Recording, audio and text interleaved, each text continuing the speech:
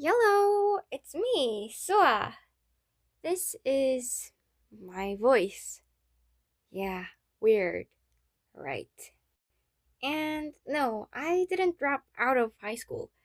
I know I said that I wouldn't be able to upload videos due to academic reasons, but after a couple of months later, my stupid artist self started screaming, "If you don't start making something right now, you'll die."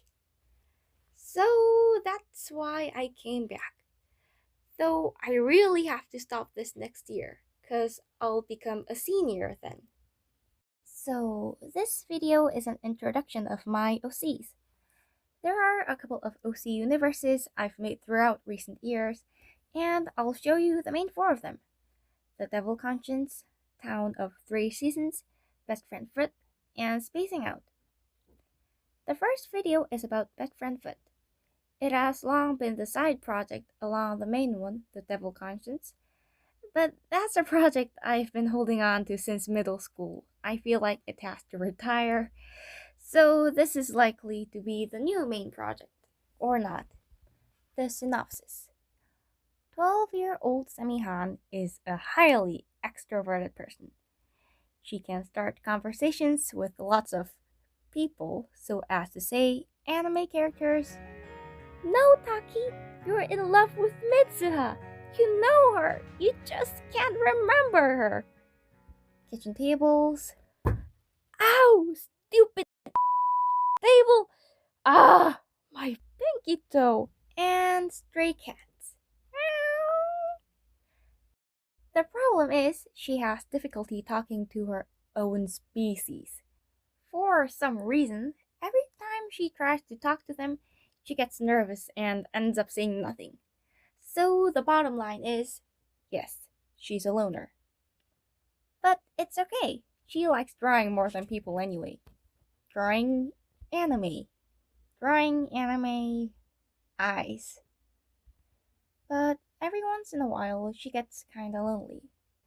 So one starry night, she looks up at the brightest star she sees and makes a wish. I wish I had a friend. Meanwhile, in planet B613, there lives a boy named Jupiter. His dream is to become a magical girl, like Polaris or Beetlejuice, who are both famous in his country. However, there's a little problem. Boys are not allowed to learn magic.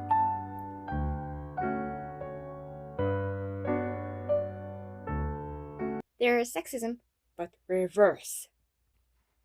He tries to get into magic school, but gets kicked out every time. So eventually, he decides to prove he's worthy for magic school by using magic to help a human. So he steals a wish from the wish management office, which happens to be Semi's. To fulfill her wish, he borrows her notebook to bring one of her drawings to life, so it can befriend Semi. But the problem is,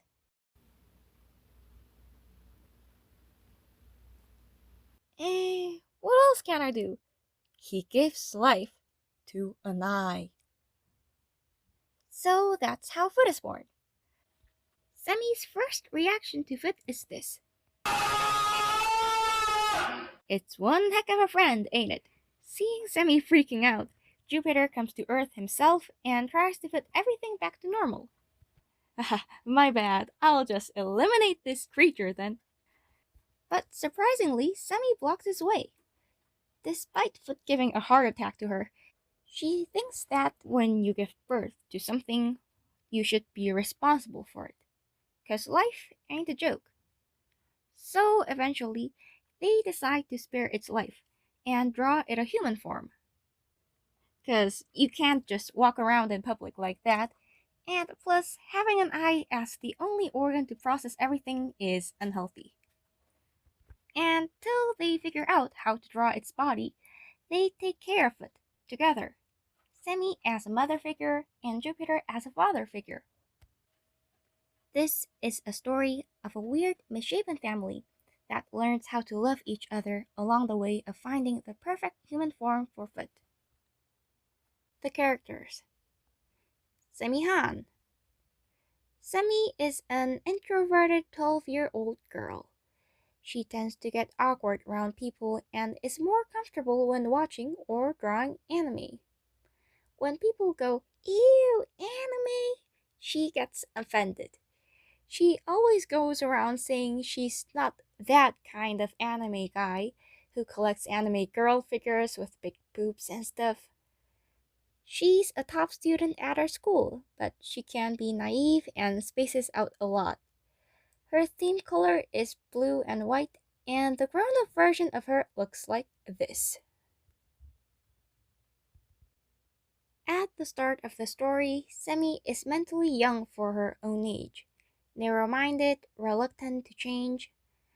This is shown in her drawing style. She can only draw anime and nothing else. But as the series unfolds, she gets to learn a variety of art styles while going on little trips to figure out how to draw Foot's body. And while on that journey, she also learns to break out of her little fantasy world and learns to love the real world in itself. Her name also refers to her character arc, which means the beauty of the world in Chinese characters. To tell the truth, her character was based on me. I wanted to make a female character that was free from the awareness that she was a girl. Not too quirky and energetic, and also not too woke and strong. I just wanted her to be a human with relatable weaknesses, so I chose to put in myself, because I'm also a human with weaknesses. Though we're obviously different individuals, the way I draw myself is different from her. And plus, I'm not exactly what you call an anime nerd. Oh, yeah, and I forgot to tell you, she develops mother instincts around Foot throughout the series. Yes, you heard it right. Mother instincts. Jupiter. Jupiter's biggest dream is to become a magical girl, which is prohibited to boys in planet B613. He's not gay or trans. You can think of this as the equivalent of girls wearing pants. He doesn't usually have a hot temper, but he tends to flare up when he sees injustice. His MBTI is probably ENTP. He gets on Semi's nerves sometimes. Also, he has this star boy concept. To think of it, my story is kinda like Disney's Wish, but cringier. Plus, his adult version is this. Oh, and the name Jupiter also relates to his arc. There's a saying that the planet Jupiter almost became a star like the Sun, but it was a bit too small to start nuclear fusion. You see, all the magical girls in B613 have star names. Jupiter isn't a magical girl, yet he has that starboy concept. This implies he's trying to become what looks impossible for him, a planet to become a star. But he's gonna achieve that impossible thing. To dump the lore fastly, this story actually takes place in the future, where there are no more fossil fuels left on Earth. People decided to attach a long pipe to the sun and use the nuclear fusion energy coming from it. So the sun isn't as bright as it used to be, and forget global warming. The world is suffering from global cooling. But later in the story, as Jupiter becomes a magical boy, the actual planet Jupiter starts nuclear fusion, helping the Earth find its heat balance back.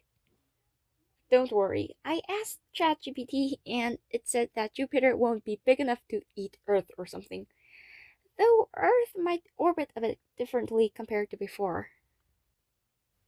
Foot.